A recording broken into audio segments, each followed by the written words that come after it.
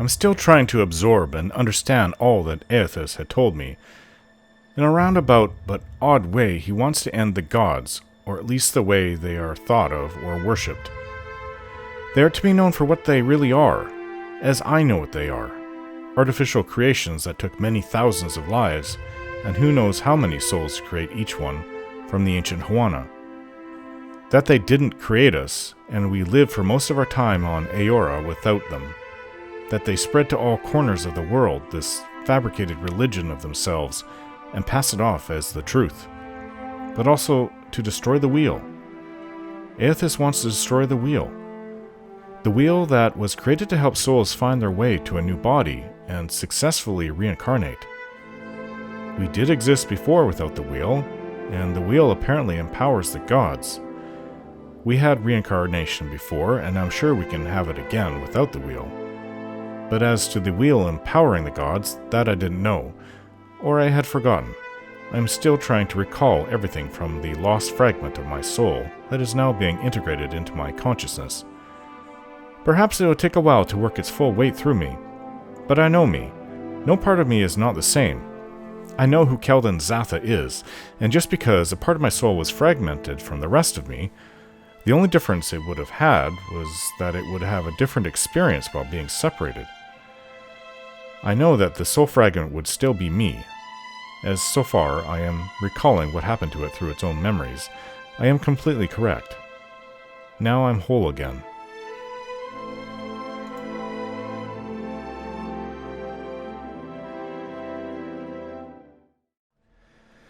Prince Aruhihi, you wish to speak to me. I say it is not every day that a ship pulls into port from Margaren's teeth. You are not too singed, I hope. Aruhi looks me up and down, clearly impressed. Our enemies scramble for Okaizo, dropping all pretense of strategy in their panic and haste. Sighing, Aruhi gestures for me to speak freely. Well, can you answer any questions I have about the Huana? Ikera, both topics I know well. I want to know more about Okaizo. My sister would say that Okaizo is the birth canal of the tribes, and we are destined to return and discover ourselves again. Ask Onekaza if you would know more. She is the family historian. I am the family arsenal. How does the caste system work in Nekataka? It is the same in the city as anywhere in the Deadfire. Mataru judge our souls at birth and organize us for the survival of the tribe. Aruhi pauses and frowns to himself. I'm not the first to say it, but Nekataka has more walls than beaches, more roads than clearings, and more people than fish. Nowhere in the city does a Raparu sit around the same fire as a Mataru. Nekataka tests our traditions, I say. You speak as if the city is aware. You speak as if it is not. Aruhi raises his brow. Our ancestors built this place. We are the hermit crab who occupies a fallen shell. It is for my sister and her priest to judge the fit. Aruhi shrugs, squinting up at the court's high ceiling. All right, farewell. We have nothing more to say to each other. It would seem that I have to make a choice of who to side with to go.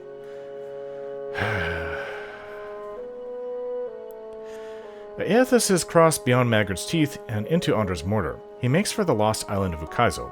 Only a capable ship could survive the journey through Andra's mortar. One of the great powers vying for dominance over the Deadfire might assist in this goal.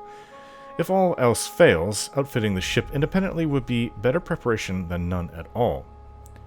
Forge alliances or prepare my ship for a hard voyage. I could try it alone. We could try it alone. I'm definitely not going with the Valiant Trading Company. I think I might go with the Huana. I found a blackwood log. It may allow me to craft a hull that can travel through Andra's mortar. Interesting. The Royal Deadfire Company's headquarters are at Imperial Command in the Brass Citadel. The Principes and Patrina organize their forces at Balefire Beacon on the island of Dunnage.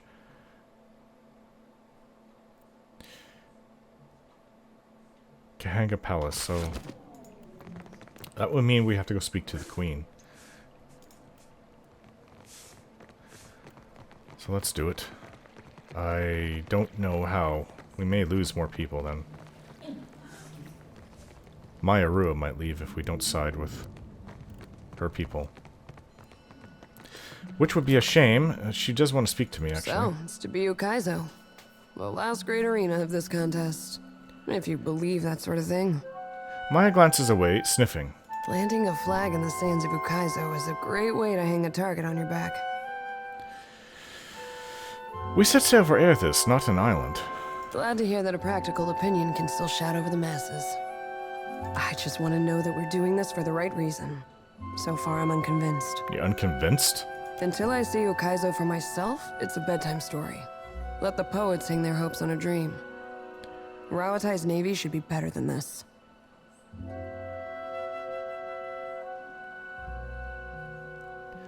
Sounds like you have personal reservations. Ukaizo isn't a fortress in the path of shipping lanes. We don't even know if this mythical island has any defensive value. Maya throws her arms up. Ishiza dances back with ruffled feathers and an irritated squawk. When this campaign is spread across razor-thin margins, how does the company plan on sustaining a garrison half the world away in uncharted seas? All the powers imagine that Ukaizo is a symbol for control, and they're willing to bet everything that they're right. What does Ukaizo mean to you? Ukaizo has fooled everyone into sacrificing and compromising for the ultimate prize of what? Getting there first? Now? No one was talking about that when I first got here. Everyone was talking about the trade in the Luminous Adra and the pirates and who should control the Deadfire because of the lucrative trade. It wasn't talking about getting to Ukaizo. That was just a myth that no one really, except for maybe the Huana, believed in. Even if we succeed, not everyone's gonna make it back to sing the tale of lost Ukaizo. Probably not. Ukaizo means something different to everyone. All the more reason to get there first. If only to prove them all wrong at once. Thanks for letting me squawk in your ear like a Shiza after too much shark meat. I needed that. Maya sighs and cracks her neck with both hands. Let's be off. I'm surprised Shodi doesn't want to speak to me. But Aerithis.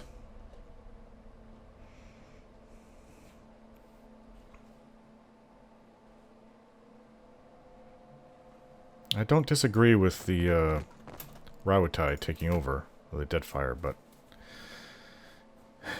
it's the Huana. Really, I can't just allow that to happen. I think they could have a lot of benefits for the Deadfire and its people, but the Huana are here in control. It's their world, their land, their seas. Every corner of the Deadfire babbles of the devastation from Magran's teeth. The Queen wears a furrow down her brow that looks fixed in place. And Aothis marches on Ukaizo while I juggle armloads of enemies. This is no coincidence. Nagati is testing me, I say. Do you think you're equal to the challenge? If I am not, then Nagati will close her jaws around me. I will live to taunt her and keep my people safe. If you have spent any time in the Deadfire at all, the myth of lost Ukaizo can be no mystery. Onekaza leads forward in her chair, but not everybody believed it before now.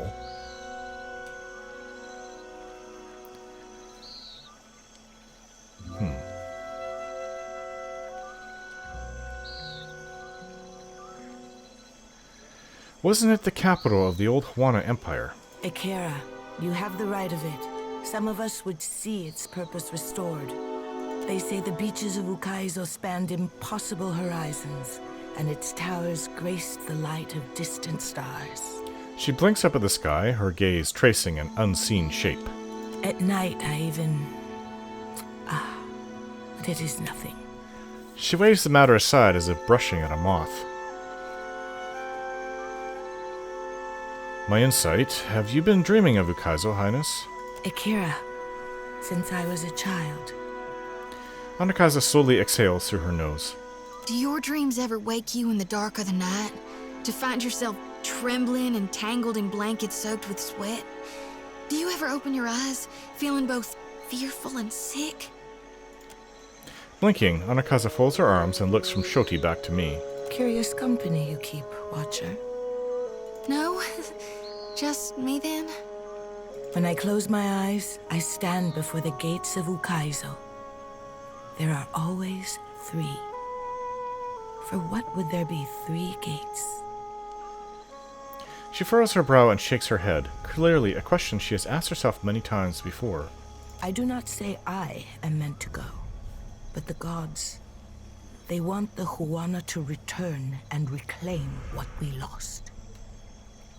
The gods certainly aren't above picking favorites. For what do the tribes not fight each other? For what are we united if not to take back lost Ukaizo? Onekaza shows her teeth. It's difficult to tell if she's smiling or grimacing. Under Wodika's gaze do we keep order. Atop Nagati's seas are we tested. From Ikuhu's bowels do we carry wisdom back to the tribe. Rikuhu. Bareth. You sure that's wisdom? Revelation comes from unlikely places, soldier. I say you should have learned this on the battlefield. Onekaza nods to Adair. The gods want this for us, I say. We have come this far to restore order and earn back our empire. Chuckling to herself, Maya shakes her head. You have thoughts, soldier? Onekaza shoots her a withering look. Valia came here to make some coin. Rauatai followed to catch up with Valia. Now the Huana are scrambling to catch up to Rauatai. It'd be funny if it wasn't gonna get so many good people killed. Anyone who stands in our way is a wave to be crested. Your superiors should know this already. Onekaza flares her nostrils and nods. So, Watcher, do we unite and sail for Ukaizo? Onekaza eases forward in her throne and studies me, unblinking.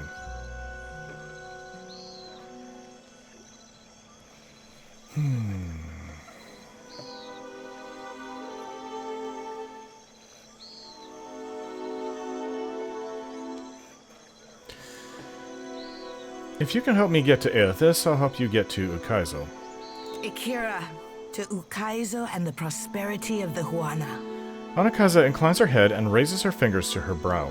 The Huana are strong, but our foes are stronger, richer, more relentless still. I say that the gods have delivered us an advantage we sorely need. It is beyond time that we rid ourselves of the trading companies. She closes her eyes and draws in breath, grateful to say the words aloud. The Wahaki stand with us. With their howling warriors on our side, I say no foreign fighter will hold their ground. I didn't mean for this to happen. I just want to get to Aethys. Already our water shapers train new acolytes. The masters of their art assemble for this final push. We have studied the chart of our ancestors, seen the Deadfire as they saw it. Matario Kozi will lead us home again. It used to be that the strength of the trading companies grew by the lengths of an eel's belly. Now they grow fast and unchecked, feeding off all they find. It is my responsibility to defang the serpent before it bites down on my neck, and I need all the help I can get. Before we go any further, your complicated choice of friends will need to be addressed. She aims a hard look at Maya. You're fixing to do something about the Royal Deadfire Company, aren't you? Maya crosses her arms and sets her stance. Ishiza lets out an anxious squawk.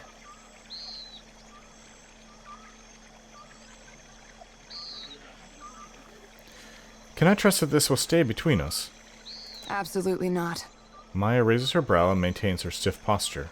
I don't know what she's planning, but I won't stand by and watch you two spoil Rauatai's chance of improving our lot. Alaf flashes a quick, pleased glance.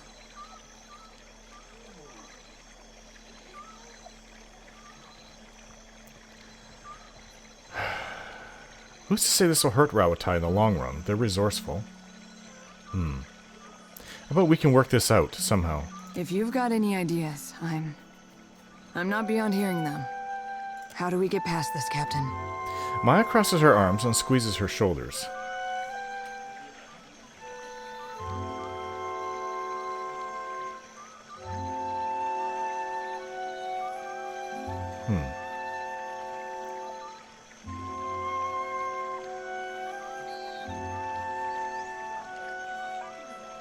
You want to stay. You'll hate yourself if you don't.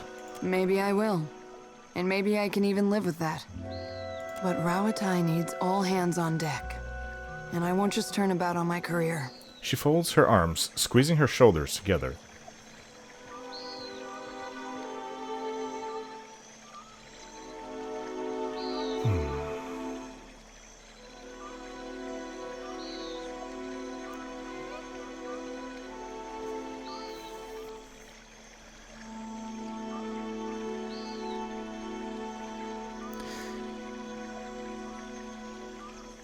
They have enough rifles and cannons to punch a hole in the Deadfire without you.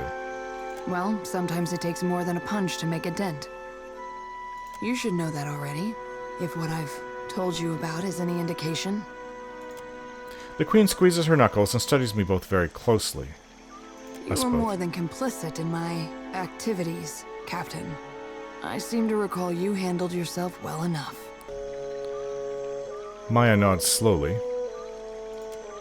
She regards me with fresh clarity, and by her bearing, it's clear that she's made a decision she doesn't like. You don't know what you're talking about. Maya squeezes her eyes shut and sighs. Not exactly how I wanted to end this friendship, but here we are. She shakes her head slowly. I guess we're done with each other. Unless I happen to catch you in my sights.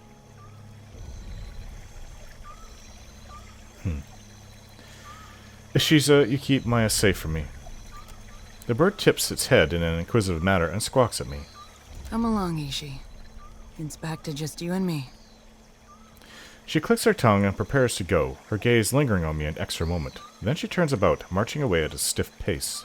Akira, the things that Rawatai does to us. What a hateful creature. Onekaza watches Maya depart, all the while wearing a bemused smirk.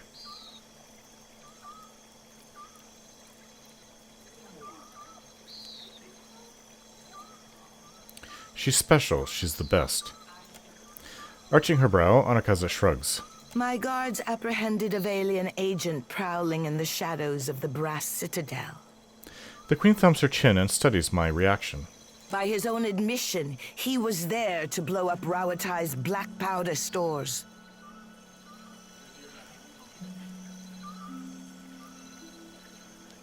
Wait, are we going to blow something up? You wish for me to spoil the surprise? Akira, very well. She makes an offhand gesture of resignation. She's going to pit the two together. You must pick up where the Valian agent left off. She holds my gaze, letting silence carry the weight of her words. Not exactly subtle. Olaf looks between me and the Queen, trying to ascertain what I think of this. So it's to be sabotage, then. Aruihi wants a more direct confrontation. One day this will be practical. For now, we must take what opportunities the gods give.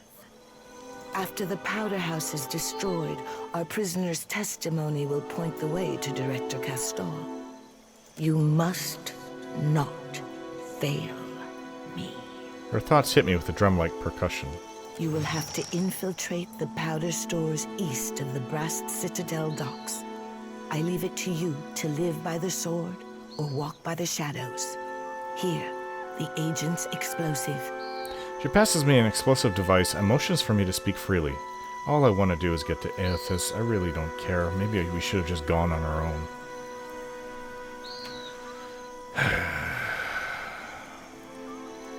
I have some questions about this assignment. Ask. I do not discourage curiosity. She opens her palm. Could this be a trap? Your caution is admirable, but we keep a closer eye on the trading companies than you might think. While they are preoccupied crawling over each other to reach Ukaizo, such an elaborate ploy is beyond them.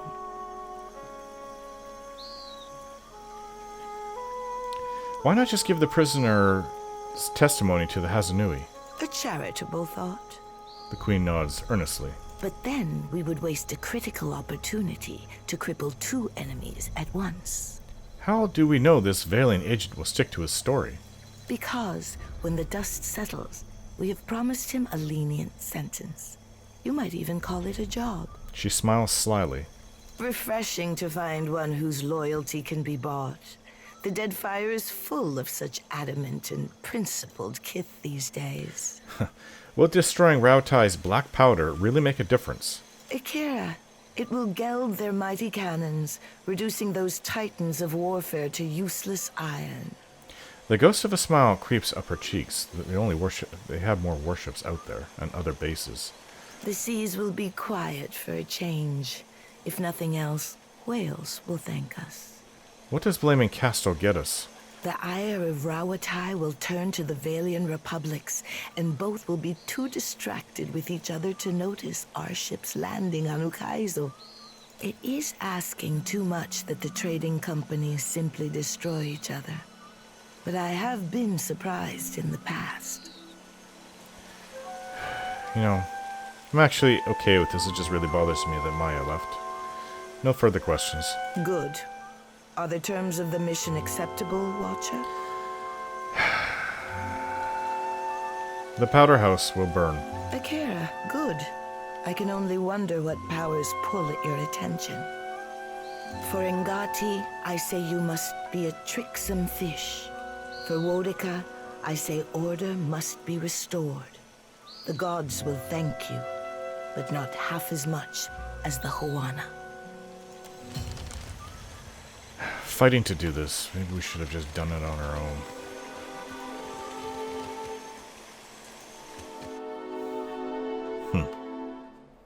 This just leaves a bad taste in my mouth, all of it.